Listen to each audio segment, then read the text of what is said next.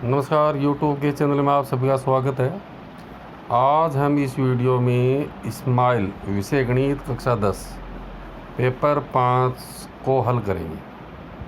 इसमें प्रश्न देखते हैं। पहला क्वेश्चन है, यदि ई नहीं है की प्रायिकता यानी घटना ई के नहीं घटित होने की प्रायिकता 0.91 है तो पी का मान ज्ञात करो। दूसरा क्वेश्चन है, 4.5 सेमी त्रिज्या के एक वर्त पर ऐसी दो स्पर्श रेखाएं खींची जो परस्पर 70 डिग्री के कोण पर झुकी हो। अर्धवर्त में बने कोण का मान लिखिए। अर्धवर्त में बना कोण 90 डिग्री होता है। वह सबसे बड़ी संख्या ज्ञात कीजिए जो 245 और 2053 को इस प्रकार विभाजित करे कि प्रत्येक स्थिति में शेषफल 5 प्राप्त होता हो। यानी शेषफल 5 प्राप्त हो रहा है, दोनों में से 5 घटाएंगे, ये 240 हो गए और ये 2048 और इनका क्या निकालेंगे, HCF। यदि समांतर श्रेणी का छठा पद तथा 17वां पद क्रम से 19 तथा 41 हो तो 40वां पद ज्ञात करो। छठा क्वेश्चन है, सिद्ध कीजिए कि वर्त के बाहर स्थित किसी बिंदु से वर्त पर खींची गई स्पर्श रेखाएं परस्पर समान होती है। सातवां क्वेश्चन है, शंकु की त्रिज्या 7 सेमी एवं ऊंचाई 5 सेमी है तो उसका संपूर्ण पृष्ठीय क्षेत्रफल ज्ञात करो। आठवां क्वेश्चन, निम्न बारहमारता बंटन का मध्य पद विचलन विधि से ज्ञात कीजिए। वर्ग और बारहमारता दी गई है। 0 से 10 की बारहमारता 7 है, 10 से 20 की बारहमारता 10 है, 20 से 30 की बारहमारता 15 है, 30 से 40 की बारहमारता 8 है, 40 से 50 की बारहमारता 10 है। क्वेश्चन नंबर 9, अनुपात ज्ञात कीजिए जबकि बिंदु -3 पी बिंदुओं -5, -4 और -2, 3 को अंतर विभाजित करता है तो पी का मान ज्ञात करो। इसके बाद है क्वेश्चन नंबर 10, बोधायन प्रमेय और उस पर आधारित एक प्रश्न है। ये सिद्ध कीजिए कि समकोण त्रिभुज में कर्ण पर बना वर्ग शेष दोनों भुजाओं पर बने वर्गों के योग के बराबर होता है। इस प्रमेय का उपयोग कर समस्या हल कीजिए। जबकि 10 मीटर लंबी एक सीढ़ी को दीवार पर टिकाने से वह भूमि से 8 मीटर ऊंचाई पर स्थित एक खिड़की तक पहुंचती है। दीवार के आधार से सीढ़ी की निचली सीढ़ी की दूरी ज्ञात कीजिए। तो सबसे पहले हमने इस पेपर को देखा। इस पेपर में 10 प्रश्न हैं, अब इनको हल करते हैं।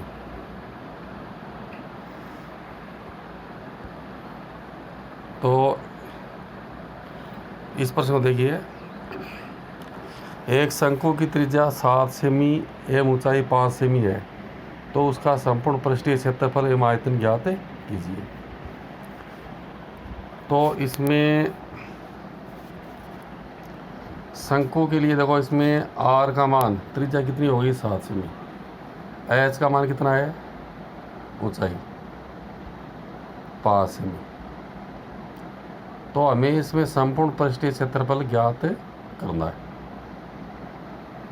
तो संपूर्ण पृष्ठीय क्षेत्रफल का सूत्र देखो क्या होता है शंकु के लिए, πr × r+l। तो हमारे पास L नहीं है तो L कैसे निकालेंगे। L का सूत्र क्या देखो, L बराबर r² + h² का वर्गमूल। L बराबर r का मान 7 है, 7 का स्क्वायर प्लस h कितना है 5 का स्क्वायर। तो ये 7 का स्क्वायर 49 हो गया, 5 का स्क्वायर कितना हो गया 25। तो 49 में 25 जोड़ेंगे 74, 74 का वर्गमूल निकालना पड़ेगा। तो 74 का वर्गमूल कितना आएगा, L बराबर 8.602। ये 74 है, इसका वर्गमूल निकाला यानी 74 का वर्गमूल। तो हमें वर्गमूल निकालना आना चाहिए। भाग विधि से हम आसानी से इसका वर्गमूल निकाल सकते हैं। अब शंकु का संपूर्ण पृष्ठीय क्षेत्रफल निकालेंगे। πr और ये गुणा में लिखा है ब्रैकेट बंद r+l, यानी r+l का जो जोड़ आएगा वो इससे गुणा होगा। तो पाई का मान 22/7 गुणा r का मान 7 सेमी गुणा r का मान 7 प्लस l का मान 8.602। तो 22/7 गुणा 7 गुणा ये हो गया 15.602। तो 7 से 7 घटेगा, 22 को 15.602 से गुणा करेंगे तो इसका मान आएगा 343.244 वर्ग सेमी। और इसमें एक और आयतन पूछा है तो शंकु का आयतन सूत्र से हम ज्ञात कर सकते हैं। इसके बाद देखो ये क्वेश्चन, अर्धवर्त में बना कोण समकोण होता है। तो पेपर में ये क्वेश्चन था, देखो क्वेश्चन नंबर 3 है, अर्धवर्त में बने कोण का मान लिखिए। अर्धवर्त में बना कोण कितना होता है? समकोण, यानी 90 डिग्री होता है। देखते हैं, देखो एक बार अपने इसको,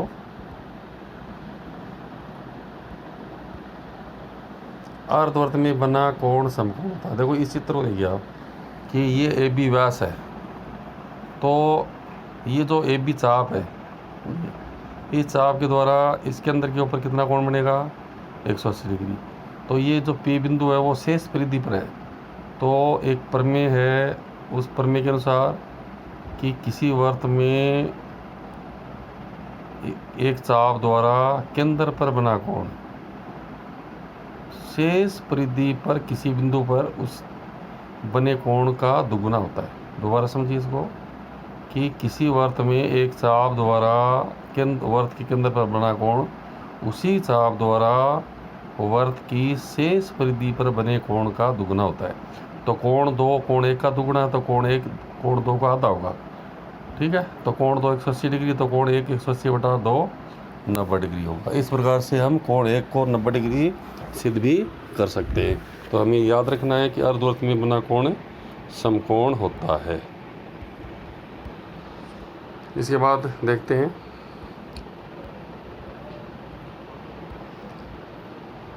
पेपर में एक प्रश्न ये भी है, देखते कितने नंबर प्रश्न है ये।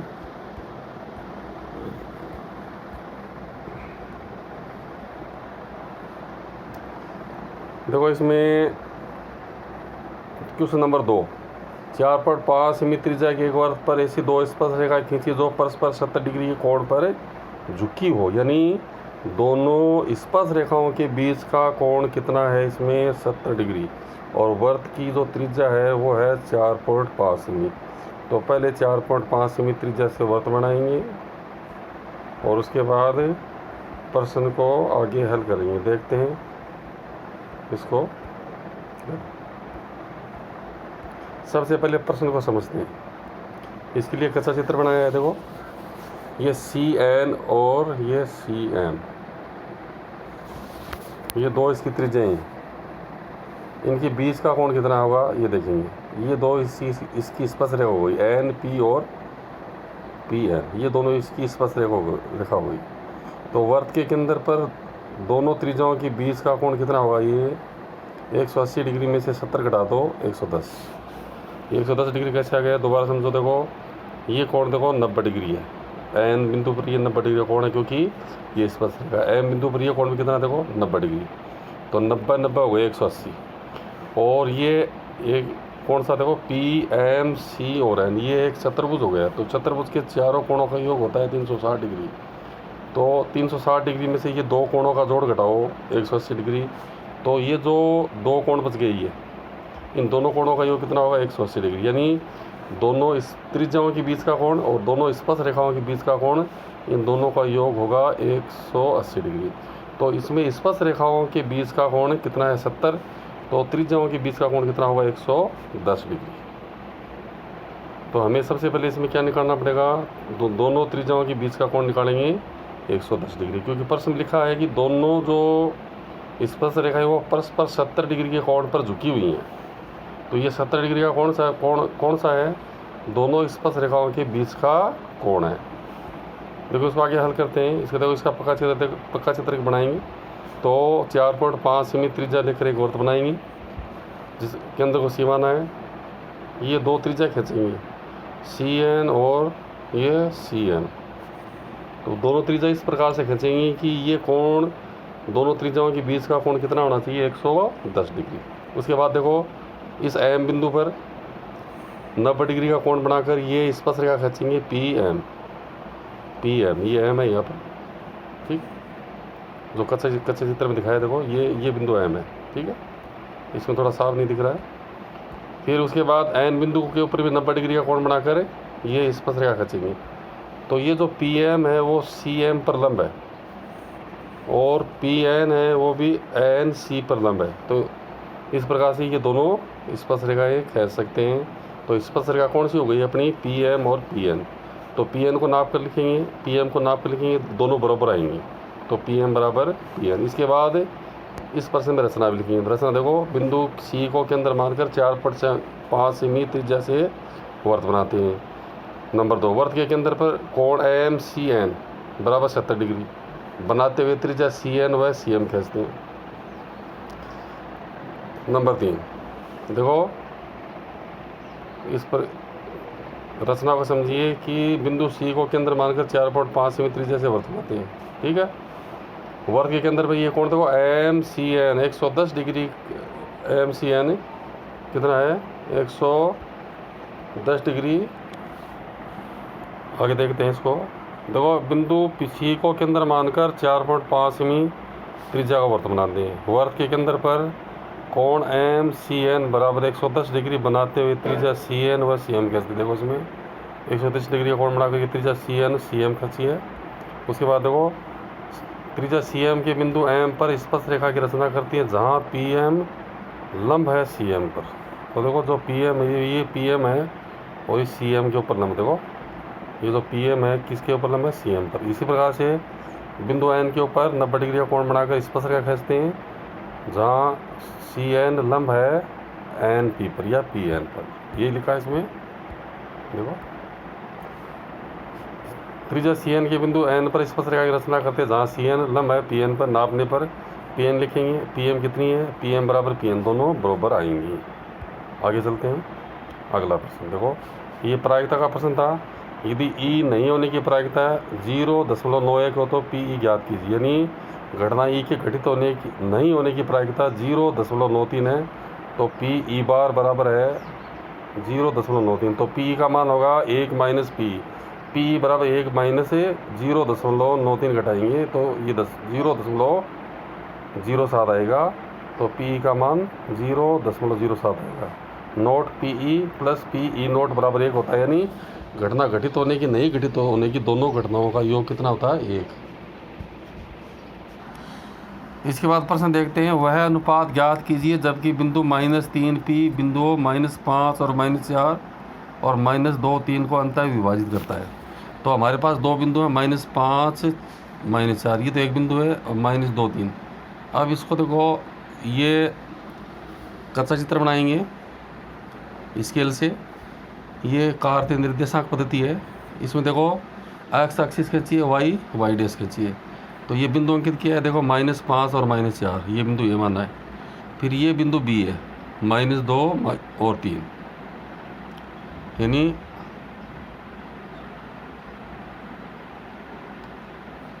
एक्स का मान -2 और वाई का 3। फिर बिंदु ए को बी से मिलाया है।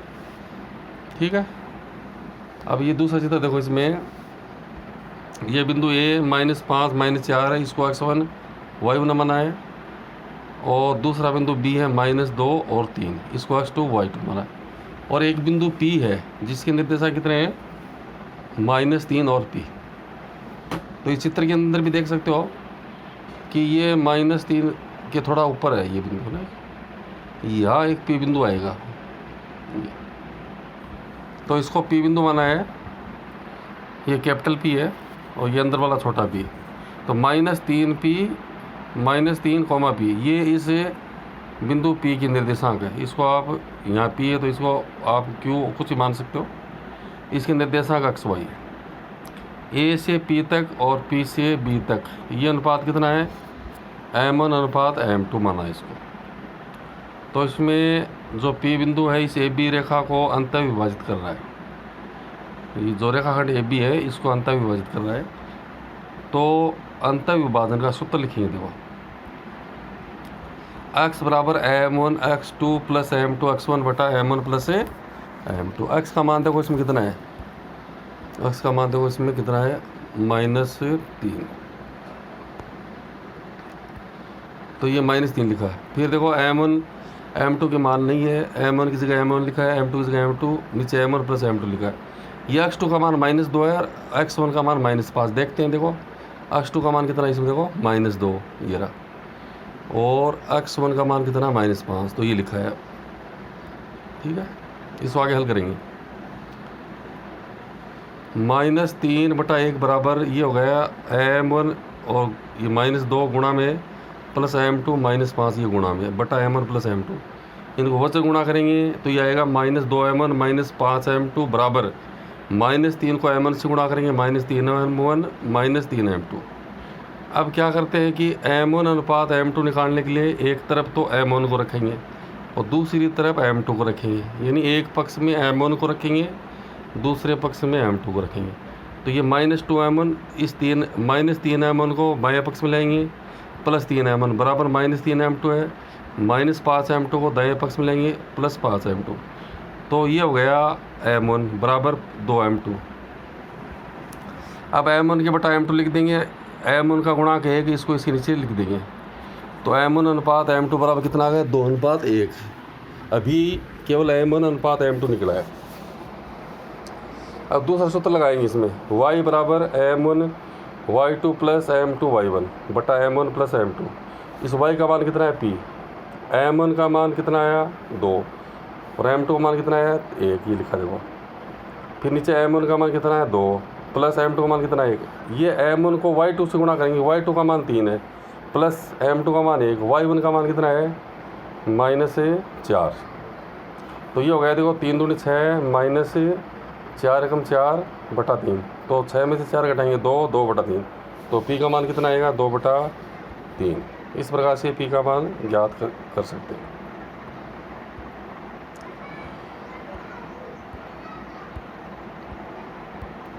इसके बाद देखो समांतर श्रेणी का एक प्रश्न है।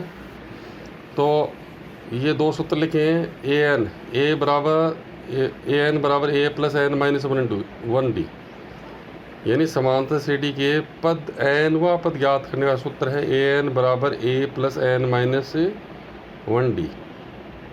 Sn बराबर n बटा 2 ब्रैकेट में 2a + n - 1 गुणा में d। d क्या सर्वांतर, ये इसके योगफल ज्ञात करने का सूत्र है। फिर Sn बराबर n बटा 2 a + l, l अंतिम पद होता है, ये भी समांतर श्रेणी के पद ज्ञात करने का सूत्र है। तो पेपर में अपना प्रश्न उसके ऊपर उसको देखते हैं। यदि समांतर श्रेणी का छठा पद तथा 17वां पद क्रमशः 19 तथा 41 है तो 40वां पद ज्ञात करो। इस्माइल पेपर 5 23 4 20। समांतर श्रेणी का n पद ज्ञात करने का सूत्र लिखेंगे। सबसे पहले an बराबर a + n - 1 × d। अब इसमें a6 छठा पद कितना है 19, तो छठे पद को कैसे लिखेंगे, ये देखो सीधा ये लिखा है a + 6 बाकी 1 गुणा d बराबर 19। ठीक है, ये a + 5d बराबर 19 हो गया। इसी प्रकार से 17वां पद कितना है, 17वां पद कितना है 41। तो इसको देखो, ये देखो a17, इसको देखो a17 बराबर कितना है 41। तो a17 को कैसे लिखेंगे, a + 17 बाकी यानी n का मान 17 है गुणा d बराबर 41, a + 16d बराबर 41। यानी अब हमारे पास a का मान भी नहीं है, d का मान भी नहीं है, केवल n का मान है और जो पद है उसका मान है। तो अब हमारे पास दो समीकरण आ जाते हैं, a + 5d बराबर 19, a + 16d बराबर 41। इनको हल करेंगे, घटाएंगे, तो घटाने पर देखो ये बचेगा -11d बराबर -22। तो d का मान कितना आएगा -22 बटा -11, d का मान 2 आएगा। अब d का मान किस में भरेंगे, समीकरण 1 या 2 में भरकर a का मान प्राप्त करेंगे। तो समीकरण 1 में d बराबर 2 रखने पर a + 5d बराबर 19, ये समीकरण 1 है। a + 5 × 2 बराबर 19, a + 10 बराबर 19, a बराबर कितना आ गया 19 - 10, a का मान 19 आ गया। तो a का मान आ गया, d का मान आ गया। अब कौन सा पद निकालना, देखो a बराबर 9, d बराबर 2, n का मान 40वां पद ज्ञात करना है। तो सूत्र लिखेंगे समांतर श्रेणी का व्यापक पद या n पद ज्ञात करने का सूत्र लिखेंगे। an बराबर a + n - 1 × d, an a40 बराबर a का मान 9 प्लस n का मान 40 बाकी 1 गुणा d, d का मान कितना 2। तो a40 बराबर 9 जोड़ 40 में से 1 घटाएंगे 39 गुणा 2। तो देखो कितना आ गया, a40 बराबर 9 जोड़ 78, 78 9 कितना हो गया 87। तो ये एक समांतर श्रेणी का प्रश्न था। इसमें आगे देखते हैं, इसमें एक प्रमेय और है। देखो प्रमेय कौन सी है, सिद्ध कीजिए कि वर्त के बाहर किसी बिंदु से वर्त पर खींची गई स्पर्श रेखाएं परस्पर समान होती है। तो ये चित्र बनाया है, इसमें ये दो बिंदु a और b है। बाह्य बिंदु p से इसके ऊपर 2 स्पर्श रेखा खींची गई है, p a और p b। इसके बाद o को a से मिलाएंगे, o को b से मिलाएंगे, o को p से मिलाएंगे। ये तीनों रचना के पद होंगे। तो क्या लिखेंगे, दिया हुआ एक वर्त जिसका केंद्र O है, वर्त के बाह्य बिंदु P से वर्त पर 2 स्पर्शरेखाएं P व PB खींची गई है। ये सबसे पहले क्या लिखेंगे, इसमें दिया हुआ है। उसके बाद लिखेंगे सिद्ध करना। क्या सिद्ध करना है कि बाह्य बिंदु से खींची गई दोनों स्पर्शरेखाएं समान है, तो PA बराबर PB। क्या लिखा देखो, PA बराबर PB। फिर रचना के भी मैंने बताया था कि ये जो 3 पद हैं वो वर्त के अंदर O को A, B और P से मिलाते हैं, ये रचना के पद है, जिसमें OA और AP लंबवत हैं। देखो OA और AP एक दूसरे लंबवत हो गए क्योंकि ये स्पर्श रेखा है। OB PB के ऊपर लंबवत है क्योंकि ये भी स्पर्श रेखा है। तो ये देखो, यहाँ समझ लिखने में दूसरा चित्र बनाया देखो। अब इसमें क्या करेंगे, उपपत्ति, ठीक है, यहाँ ये थोड़ा नहीं दिख रहा है, यहाँ उपपत्ति है या प्रूफ। तो 2 त्रिभुज लेंगे, एक तो ऊपर वाला त्रिभुज O, एक तो ये त्रिभुज OAP और दूसरा त्रिभुज OBP, ये 2 त्रिभुज लेते हैं। तो देखो इसको ये कोण 1 माना, इसको कोण 2, कोण 1 कोण 2 के बराबर है, ये 90 डिग्री की। ये OB और OA क्या है, वर्त की त्रिज्या है, और ये OP दोनों त्रिभुजों में उपनिष्ठ है। तो इसमें क्या हो गया देखो, 2 भुजा इसमें समान हो गई और एक कोण बराबर हो गया। तो ये तो 2 भुजा इसमें समान है, लेकिन कौन सी भुजा है, इसमें ये सूत्र लग रहा है देखो, समकोण त्रिभुज में कर्ण भुजा सर्वाग्र लग रही है कि एक समकोण त्रिभुज में यदि एक भुजा समान है कोई भी, एक तो समकोण त्रिभुज होना चाहिए, तो दोनों में 2 त्रिभुज हैं, दोनों समकोण त्रिभुज हैं, तो उनमें दोनों में 90 डिग्री का कोण होगा, तो एक तो कोण समान हो गया। तो दोनों में कर्ण समान है, तो इन दोनों में कर्ण समान है, और शेष कोई भी एक भुजा समान हो तो ये होती है त्रिभुज में कर्ण भुजा सर्वागसमता। तो इससे ये दोनों त्रिभुज क्या हो गए, सर्वागसम हो गए। OBP सर्वागसम है किसके, OAP के, इसलिए दोनों त्रिभुज सर्वागसम है। यानी ये त्रिभुज इसको पूरा ढक लेगा। इस त्रिभुज को काट के इसके ऊपर रखें तो पहला त्रिभुज दूसरे त्रिभुज को ढक लेगा पूरा। इन दोनों के त्रिभुज, दोनों के क्षेत्रफल भी समान है, तो इसलिए PB है वो PA के बराबर होगी, और यही हमें सिद्ध करना है। इस प्रकार से हम इस प्रमेय को सिद्ध कर सकते हैं। और देखिए अगला क्वेश्चन,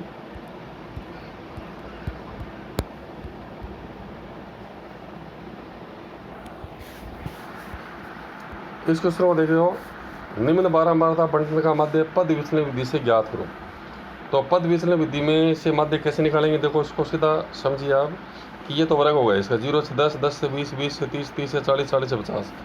ये इनकी बारंबारता F 7, 10, 15, 8, 10, इनका जोड़ 50 आ रहा है। 10, 7, 17, 15, 32, 8, 40, 10, 50। तो सबसे पहले मध्यमान अक्ष निकालेंगे। 0 में 10 जोड़ेंगे 10, 10 में 2 का भाग देंगे 5, 10 में 20 जोड़ेंगे 30, 30 में 2 का भाग देंगे 15, 20, 10, 20 और 30, 50, 2 का भाग देंगे 25, 30, 40, 70, 2 का भाग देंगे 35, 40, 50, 90, 2 का भाग देंगे 45। या फिर पहले वर्ग का मध्यमान निकाल लिया, 5 आ गया।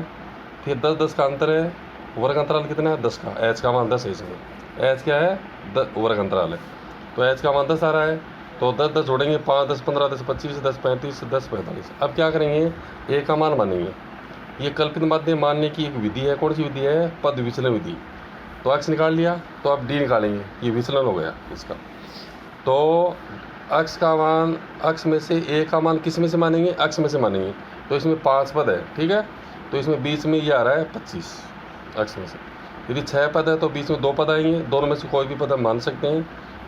तो 25 माना तो सब में से 25 25 घटाएंगे, 5 में से 25 घटाएंगे -20, 15 में से 25 घटाएंगे -10, 25 में 25 घटाएंगे 0, 35 में से 25 घटाएंगे 10 और 45 में से 25 घटाएंगे 20।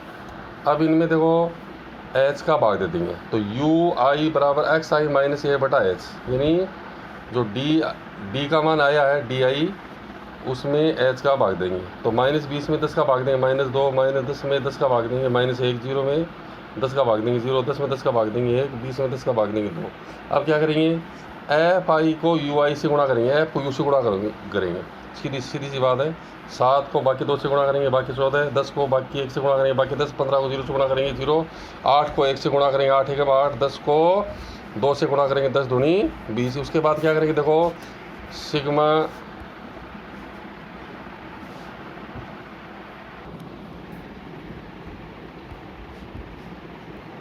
देखिए आगे देखते हैं इसको, सिग्मा FI UI, यानी सिग्मा F YFI का योग करते हैं तो इसमें 20 और 8 है 28 हो गया, और -14 है और -10 कितना हो गया -24। 28 में से 24 घटाएंगे 4 बच गया। सिग्मा एफ का मान 50। अब देखो इसमें सूत्र लगाएंगे x बार बराबर a plus sigma FI UI बटा सिग्मा FI गुणा h। a का मान कितना है 25 प्लस सिग्मा FI UI का मान कितना है 4 बटा 50 गुणा h का मान 10।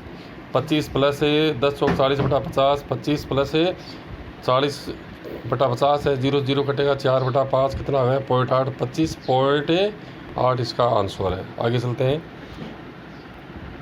वह बड़ी से बड़ी संख्या ज्ञात कीजिए जो 245 और 2053 को इस प्रकार विभाजित करती है कि प्रत्येक स्थिति में 5 प्राप्त, शेषफल 5 प्राप्त होता है, यानी 5 बचना चाहिए। एक ऐसी संख्या याद करनी है जो बड़ी से बड़ी होनी चाहिए, यानी वह क्या, वो बड़ी से बड़ी संख्या क्या होगी, ऐसिप होगी, महत्तम समापवर्तक होगी, और 5 शेषफल बच रहा है तो दोनों में से 5 घटा देंगे दोनों संख्याओं में से। तो 245 और 2053 को एक बड़ी से बड़ी संख्या से विभाजित करने पर प्रत्येक स्थिति में शेषफल 5 प्राप्त होता है। तो 245 बाकी 5, 240 आ गया, 2053 -5, 2048 आ गया। अतः प्रश्नानुसार अभिसंख्या 240 और 2048 का ऐसिप होगा। तो 240 में भाग देंगे, 2 को 2 का भाग देंगे 120, 2 का भाग देंगे 60, 2 का भाग देंगे 60 में 30, 2 का भाग देंगे 15, और फिर 15 में 3 का भाग देंगे 5, और 5 में 5 का भाग देंगे 1, यानी अभाज्य संख्या का भाग देंगे। जैसे सबसे पहले 2 का भाग देंगे, फिर 3 का, फिर 5 का, फिर 7 का, फिर 11 का, फिर 13 का, फिर 17 का, फिर 19 का, इस प्रकार से भाग देते हैं। अभाज्य गुणखंड करने हैं इसके। तो 2000 कितना है 40, 2040 में फिर 2048 में 2 का भाग देंगे 1024 में 2 का भाग देंगे 512, 2 का भाग देंगे 512 में 256, फिर 256 में 2 का भाग देंगे 128, फिर 128 में 2 का भाग देंगे 64, फिर 64 में 2 का भाग देंगे 32, 32 में 2 का भाग देंगे कितना आएगा 16, और 16 में 2 का भाग देंगे 8, 8 में 2 का भाग देंगे 4, 4 में 2 का भाग देंगे 2, और 2 में 2 का भाग देंगे 1। तो इस प्रकार से 240 और 2048 के अभाज्य गुणनखंड करेंगे। अब इसको लिखेंगे, देखो 240 के गुणनखंड की आ गए 2 गुणा 2 गुणा 2 गुणा 2 गुणा 3 गुणा 5, कितना हो गया 2 की घात 4 गुणा 3 गुणा 5 हो गया। फिर ये देखो 2048 में 2 गुणा 2 गुणा 2, इस प्रकार से ये 11 बार आ रहे हैं, तो 2 की घात 11 हो गई। अब क्या करेंगे, उभयनिष्ठ गुणनखंड देखेंगे। तो उभयनिष्ठ गुणनखंड देखो, इसमें 2, तो 2 के उभयनिष्ठ गुणनखंड कितने हैं 4, इसमें 4 हैं, 2 की घात 4, इसमें 2 की घात 11, तो उभयनिष्ठ कितना आएगा 2 की घात 4, 2 की घात 4 दोनों में उभयनिष्ठ हो गई। तो न्यूनतम घातांक क्या लिखेंगे यहाँ, न्यूनतम घातांक, तो 2 की घात 4 आ जाएगी। देखो ऐसे हम क्या आएगा 2 की घात 4। फिर 3 में देखो दोनों में 3 नहीं मिल रहा है, तो ये 3 की घात 0 आ जाएगी। फिर दोनों में 5 भी नहीं मिल रहा है, तो दोनों में 5 की घात 0, तो 2 की घात 4 गुणा 3 की घात 0 का मान 1, 5 की घात 0 का मान 1, तो 16 गुणा 1 गुणा 1 बराबर 16। या हम सीधा भी लिख सकते हैं इसको, इसमें 2 4 बार मिल रहा है, इसमें 2 कितनी बार मिल रहा है 4 बार, तो सीधा उत्तर लिख सकते हैं 2 गुणा 2 गुणा 2 गुणा 2 बराबर 16। आगे चलते हैं।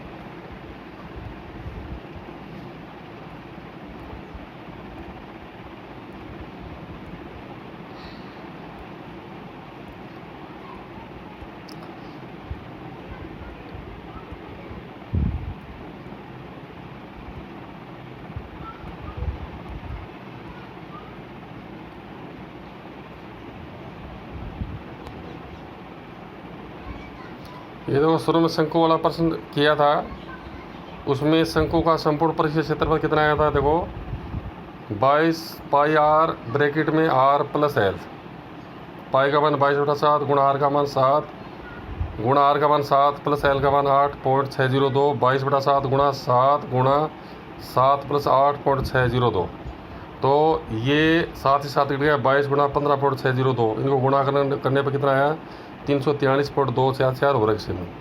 और इसमें एक शंकु का आयतन और पूछा है, तो शंकु का आयतन देखो 1/3 पाई आर स्क्वायर एच, तो पाई का मान इसमें 1/3 आ गया, पाई का मान 22/7 गुणा 7 गुणा 7 आर इसको दोबारा समझते हो 1/3 आ गया, गुणा पाई का मान 22/7 गुणा आर स्क्वायर, यानी 7 गुणा 7 गुणा 5, 7 से 7 कटेगा, तो ये आ गया 22 गुणा 7 गुणा 5/3। तो इसको गुणा करने पर ऊपर कितना आएगा, 22 को 7 से गुणा करेंगे 154, 154 को 5 से गुणा करेंगे 5, 770/3, यानी 256.666 घन सेमी आएगा। देखो 10 मीटर लंबी एक सीढ़ी को एक दीवार पर टिकाने से वह भूमि से 8 मीटर ऊंचाई पर स्थित एक खिड़की तक पहुंचती है। तो दीवार के आधार से सीढ़ी के निचले सिरे की दूरी ज्ञात करो। तो ये समकोण त्रिभुज बनाया है, इसमें ये दीवार ए बी है जो 8 मीटर है, तो ये 8 मीटर ऊपर खिड़की है। तो जो सीढ़ी कौन सी है, एस सी, ये 10 मीटर लंबी सीढ़ी है, इस खिड़की तक पहुंचती है। तो हमें इसका आधार निकालना है। तो इसमें बोधायन प्रमेय लगाएंगे। बोधायन प्रमेय क्या है कि किसी समकोण, ये कोण बी कितना है, 90 डिग्री, यहाँ 90 डिग्री लिखना है कोण बी। दोबारा बता रहा हूँ कि कोण बी इसमें 90 डिग्री, यहाँ 90 डिग्री लिखना है, कोण बी 90। तो बोधायन प्रमेय से करेंगे। बोधायन प्रमेय क्या है कि किसी समकोण त्रिभुज में कर्ण पर बना वर्ग शेष दो भुजाओं पर बने वर्ग के क्षेत्रफल के बराबर होता है। दोबारा समझिए कि समकोण त्रिभुज में कर्ण पर बना वर्ग है शेष दो भुजाओं पर बने वर्गों के योग के बराबर होता है। तो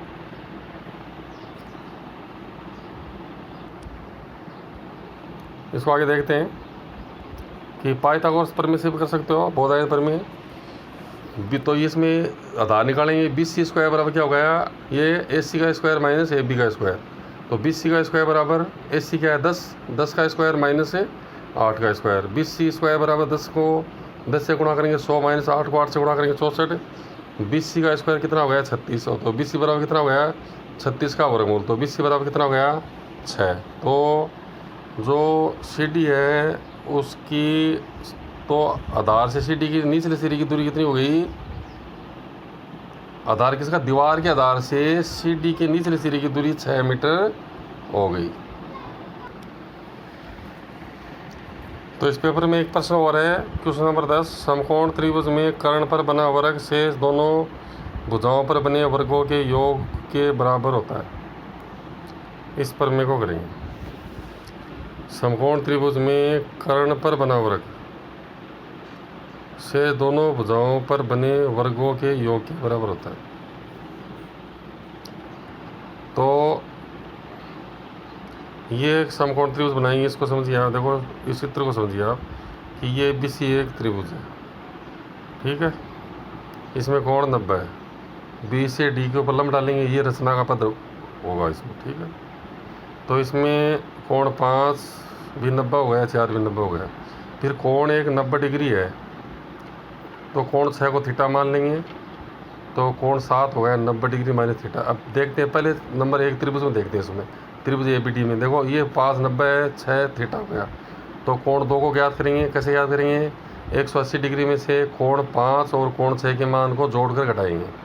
तो देखो कोण 2 का मान आ जाएगा, ये देखो कोण 5 का मान 90, कोण 6 का मान थीटा, कोण 2 बराबर 180 डिग्री माइनस 90 प्लस थीटा, तो 90 बाकी थीटा है। अब देखो इसको, देखो इधर देखो, कोण 4 का मान 90, कोण 7 का मान कितना है थीटा 90 डिग्री माइनस थीटा। तो कोण 3 को निकालेंगे। तो देखो कोण 3 को निकालेंगे तो कितना आएगा, ये देखो कोण 7 का मान कितना, देखो 90 डिग्री माइनस थीटा, कोण 4 का मान 90, तो कोण 3 का मान कितना आएगा 180 डिग्री माइनस कोण 7 और 4 के मान को लिखा है यहाँ पर जोड़ा है।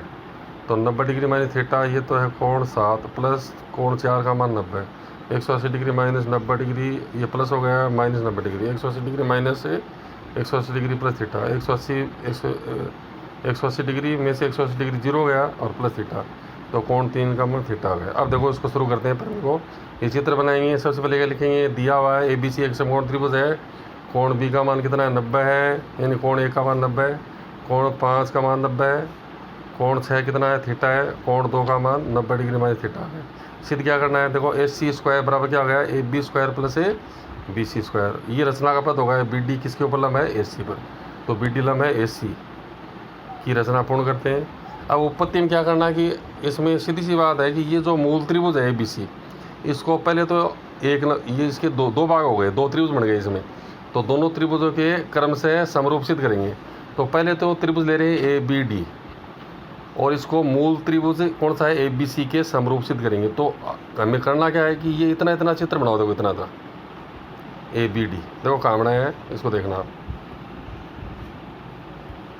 ये देखो इसके, ये देखो ए बी डी ऐसा कैसा बना दिया, कोण 6 थीटा, कोण 5, कोण 2, 90 डिग्री माइनस थीटा। अब क्या करना है कि एक चित्र और बनाओ ऐसा इधर, इसके ऊपर ए बी सी लिखेंगे, लेकिन कैसे लिखेंगे ये मैं बता रहा हूँ कि पहले ए बी सी नहीं लिखना है, हमें देखना है, इसकी तुलना करनी है। इसमें कोण जो 6 है ये कितना है, थीटा है। तो अब थीटा कोण को देखेंगे कि त्रिभुज ए बी सी में थीटा कोण कौन सा है। देखो त्रिभुज ए बी सी में कोण थीटा है 3 नंबर, यहाँ पर कौन सा बिंदु सी। तो यहाँ देखो यहाँ 6 बराबर थीटा है और यहाँ 3 बराबर थीटा आएगा और यहाँ सी बिंदु लिखेंगे।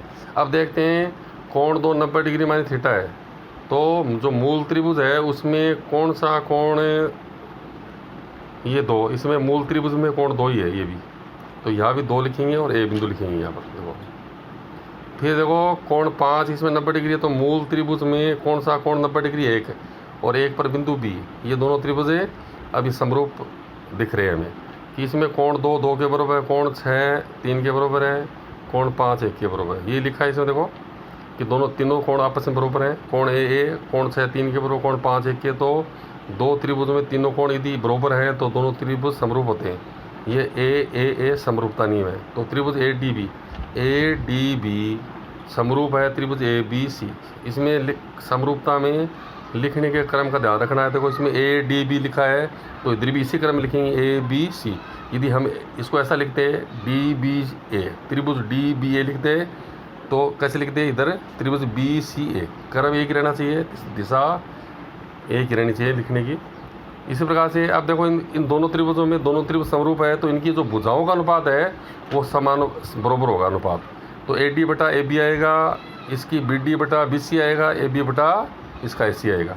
यानी इसकी ए डी बटा ए बी, इसका बी डी या डी बी बटा बी सी और इसका ए बी बटा ए सी। ये लिखा देखो ए डी बटा ए बी, फिर इसका बी डी बटा बी सी, इसकी तो बी डी और इसकी बी सी, ठीक है। फिर इसका क्या लिखा है ए बी बटा ए सी। अब इसमें से दो पदों को लेंगे। कौन से पदों को लेंगे, जिसमें देखो ए बी स्क्वायर आ जाए वज्र गुणा करने पर। तो पहले तीसरे को लेंगे ए डी बटा ए बी बराबर ए बी बटा ए सी। इनको वज्र गुणा करने पर क्या आएगा, ए बी स्क्वायर बराबर ए डी गुणा ए सी। ये आ गया नंबर 1। यानी समरूपता सिद्ध करने के लिए हमें क्या करना है कि जो मूल त्रिभुज है उसको इस पहले त्रिभुज के समरूप सिद्ध करेंगे। अब जो मूल त्रिभुज है ए बी सी उसको दूसरे त्रिभुज बी डी सी के समरूप करेंगे, सिद्ध करेंगे। तो हमें क्या करना है कि ये जो बी डी सी त्रिभुज इसको ऐसा कैसा बनाएंगे, देखो बी डी सी, ये कोण भी ऐसे कैसे लिखेंगे 7, फिर नीचे 4, फिर 3। देखो ऐसा कैसा लिखा है, बना दिया ऐसा कैसा, कोण 7 4 3। अब दूसरा त्रिभुज ही हमें ऐसे त्रिभुज बनाएंगे था, लेकिन इनके बिंदु नहीं लिखेंगे, बिंदु इनकी तुलना करके लिखेंगे। तो कोण 7 90 डिग्री माइनस थीटा है, तो मूल त्रिभुज में 90 डिग्री माइनस थीटा कौन सा है, कोण 2 है। देख लीजिए आप, ये कोण 2 है तो यहाँ ए बिंदु लिखेंगे। फिर 4 कोण 90 डिग्री है तो मूल त्रिभुज में कोण 1 90 है तो यहाँ बी लिखेंगे। और इसमें कोण सी 3, इसमें सी आ रहा है, 3 बराबर 3 लिखा हुआ है, थीटा है। तो मूल त्रिभुज में भी बिंदु सी काम आ रहा है जहाँ 3 लिखा हुआ है, ये थीटा है। अब दोनों त्रिभुज की तुलना करें तो कोण 7 किसके बराबर, 2 के, कोण 4 1 के बराबर, ये कोण सी के बराबर। तो ये लिखा है इसमें कि तीनों त्रिभुज तीनों कोण क्या है, समान है। तो इसलिए दोनों त्रिभुज क्या हो गए, समरूप हो गए। तो दोनों समरूप हो गए तो देखो इसकी बी डी बटा ए बी लिखेंगे, इसकी डी सी बटा क्या आएगा, बी सी आएगा, इसका बी सी बटा क्या आएगा, ए सी आएगा। तो इसमें 2 पद लेंगे जिनमें बी सी स्क्वायर आ जाए, वज्र गुणा करने पर एक भुजा आ जाए कोई सी, ठीक है ना। जैसे A C square, A B square, B C square ये प्राप्त हो जाए तो हमें इसमें बी सी स्क्वायर प्राप्त हो रहा है। इन दूसरे पद तीसरे पद को लेने से डी सी बटा बी सी बराबर बी सी बटा ए सी। अब इनको वज्र गुणा करेंगे तो बी सी स्क्वायर बराबर क्या आ गया, डी सी गुणा ए सी, ये आ रहा है। तो ये समीकरण 2 हो गया।